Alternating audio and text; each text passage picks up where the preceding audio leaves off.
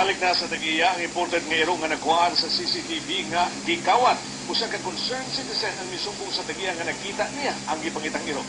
Aniya ang report. Nauli na sa Tagiya ang imported nga irong nga gikawat ug nagkuhaan sa CCTV. Adlong Sabado, giaton ang Belgian Malinois nga si Fuji sa usa ka concerned citizen. Doon na matod pa may kontak kaniya nga dunay baligyan ang irong nga nabalita sa TV nga gikawat. Nakumbinsin ni ini ang namaligya sa irong nga iuli na lang kini sa Tagiya. Nakita na ko na siya actually sa TV patrol.